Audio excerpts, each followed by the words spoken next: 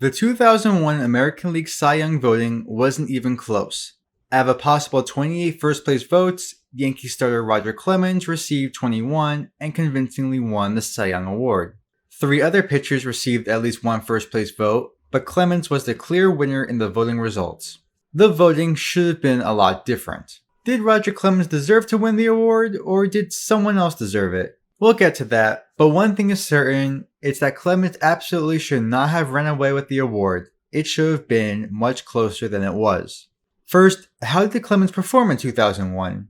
That season, he went 20-3 with a 3.51 ERA and 128 adjusted ERA across 220 and a third innings pitched. He recorded a 1.257 WHIP, 5.7 WAR, and a strikeouts per 9 rate of 8.7. It was a great season Clemens had, but what about the other 3 pitchers to receive at least one first-place vote? The other 3 pitchers to receive one were Mark Mulder, Freddie Garcia, and Jamie Moyer. Mark Mulder led the American League in wins, going 21-8. He recorded a 3.45 ERA, 126 adjusted ERA, 1.156 WHIP, 5.6 WAR, and a strikeouts per 9 rate of 6, all while throwing 229 and a third innings. Freddie Garcia led the American League in ERA with a 3.05 mark while going 18-5 and recording an adjusted ERA of 135, a WHIP of 1.123, 4.2 WAR, and a strikeouts per 9 rate of 6.1 while throwing 238 and 2/3 innings. Those innings pitched also led the American League. Lastly, Jamie Moyer went 20-6 with a 3.43 ERA, 120 adjusted ERA, 1.102 WHIP, 3.4 WAR, and a 5.1 strikeouts per 9 rate while throwing 209 and 2/3 innings. If we compare these 4 pitchers' stats, we can see they all had very similar seasons. Other than Clemens' strikeouts per 9 rate, there isn't a stat any of these pitchers had that varied significantly from each other. Sure, some pitchers were a little better in some areas, but where one struggled, someone else excelled in. For instance, Roger Clemens' ERA and WHIP were the worst among these 4, but he also led the group in strikeouts per 9 and WAR. Mulder led them in wins and was second in innings and strikeouts per 9 rate, but also had the second worst ERA and WHIP. Freddie Garcia led these 4 pitchers in ERA and adjusted ERA, but had a lower WAR than Clemens and Mulder. Moyer had the lowest WHIP, but also had the lowest WAR. One might say because Clemens was first or second in most categories, he rightfully deserved to win the Cy Young, and most voters recognized that. While that may be true, there is more to this than meets the eye. Remember, these 4 pitchers were the ones who received at least one first-place vote. What about other notable pitchers who did not receive a first-place vote? Mike Mussina led American League pitchers in WAR with 7.1, while going 17-11 with a 3.15 ERA, 143 adjusted ERA, 1.102 WHIP, 8.4 strikeouts per 9 rate, and threw 228 and 2/3 innings. Tim Hudson went 18-9, recorded an ERA of 3.37, 129 adjusted ERA, 1.221 WHIP, 4.5 WAR, 6.9 strikeouts per 9, and threw 235 innings. Joe Mays led the American League in adjusted ERA with 143, went 17-13, recorded a 3.16 ERA, 1.151 WHIP, 6.6 WAR, 4.7 strikeouts per 9, and threw 233 and 2/3 innings. Mark Burley led the American League in WHIP with a 1.066 mark, went 16-8 with an ERA of 3.29, adjusted ERA of 140, 6.0 WAR, 5.1 strikeouts per 9, and threw 221 and a third innings. These 8 pitchers were all fantastic and probably the top 8 starters of the 2001 season, but who deserves the Cy Young Award? Is there a clear winner? Mussina led the American League in WAR, Mays led in adjusted ERA, Garcia led in ERA, Mulder led in wins, Burley led in WHIP, and Clemens was second in strikeouts per 9 rate. There was no one pitcher who excelled in everything. There was a lot of parity among pitching statistic leaders. We need to look a little deeper into this. In my opinion, there are 6 important stats to judge for Cy Young Award consideration: ERA, adjusted ERA, WAR, WHIP, innings pitched, and strikeouts per 9 rate.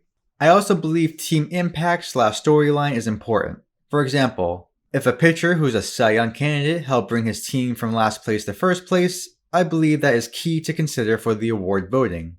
Most will agree those are important, but many may also believe other stats are more keen than I listed, so take this with your own judgment. I looked at the top 5 leaders from the American League in the 6 statistics I mentioned and wanted to see which pitchers were the top 5 in most categories.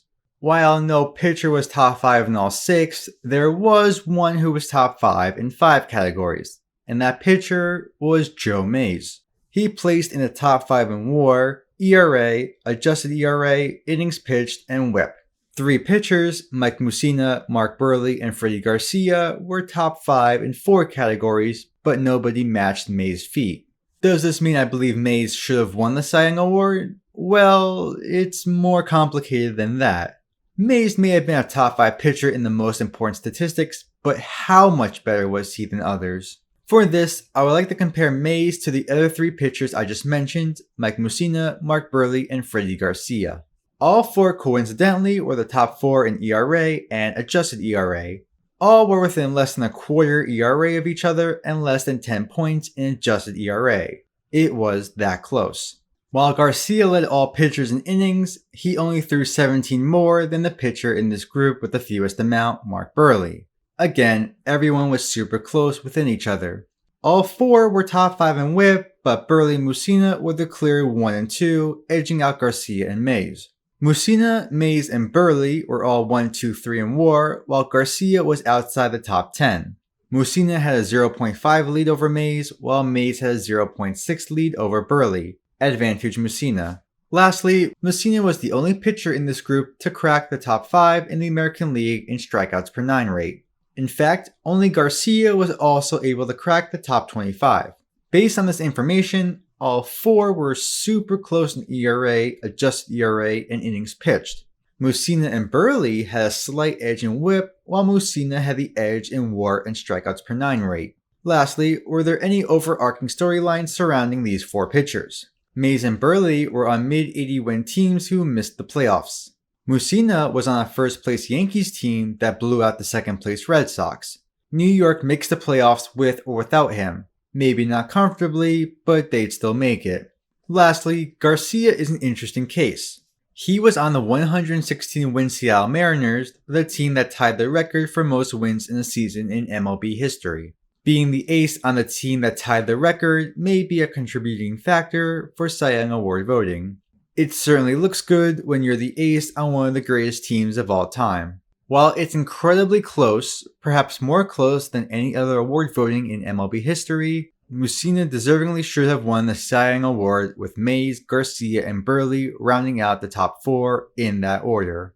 I could see Mays and Garcia keeping the voting extremely close for first, but Mussina just barely edges them out in my opinion. If others believe Mays or Garcia should have won the award, I wouldn't argue that one bit. I also considered putting Garcia second instead of Mays, but we'll leave it as is for now. Reworking the awards voting, it's amazing how 3 of the top 4, including the winner himself Roger Clemens, perhaps shouldn't have finished so high. Don't get me wrong, Clemens, Mulder, and Moyer were amazing and were definitely top 10 pitchers in 2001, but other pitchers arguably deserved more recognition. While the final results don't show it, the 2001 American League Cy Young may be the closest race for an award in MLB history. Might I add that this could have all been avoided had Pedro Martinez stayed healthy, as he was on pace to win it convincingly. Oh well,